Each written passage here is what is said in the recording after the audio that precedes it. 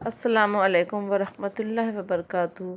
جو لوگ کہتے ہیں کہ آج کل نیکی کا زمانہ نہیں رہا، دراصل وہ لوگ انسان سے نیکی کا بدلہ چاہتے ہیں، اور جو لوگ صرف اللہ رب العزت کی رضا کے لیے نیکی کرتے ہیں ان کے لیے ہر زمانہ نیکی کا ہے۔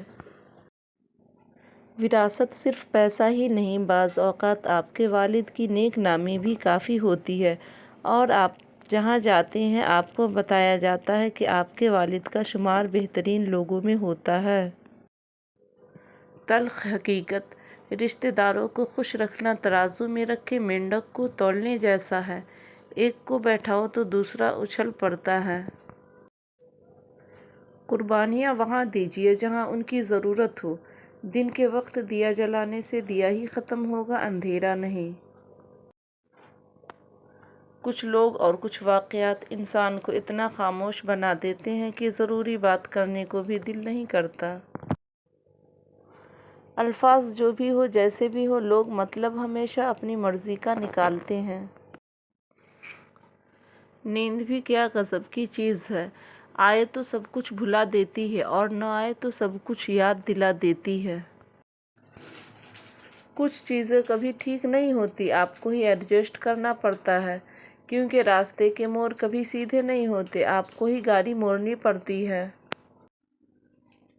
گفتگو کے لیے منہ انسان اپنا کھولتا ہے مگر تربیت اس کے بروں کی بولتی ہے، شاید اسی لیے کسی نے کیا خوب کہا ہے، عادتیں نسلوں کا پتہ دیتی ہے۔ کچھ لوگوں کی عادت ہوتی ہے ہر بات میں طعنے مارنا، مذاق اڑانا یا خامی نکالنا۔ ایسے لوگوں کی باتوں سے پریشان مت ہو، یاد رکھیں بچھو کی فطرت میں ہمیشہ ڈنک مارنا ہوتا ہے۔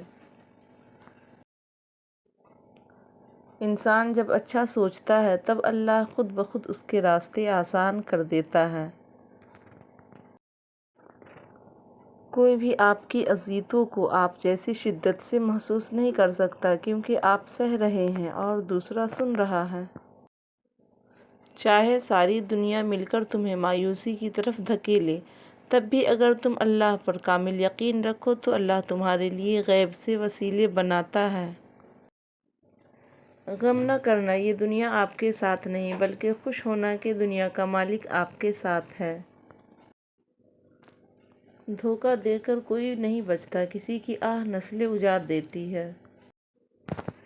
لوگوں پر 3 احسان کرو، نفع نہیں دے سکتے تو نقصان نہ دو، خوش نہیں کر سکتے تو رنجیدہ نہ کرو، تعریف نہیں کر سکتے تو برائی نہ کرو۔ جو لوگوں کا درد محسوس کرتے ہیں وہ کبھی دوسروں کے درد کی وجہ نہیں بنتے۔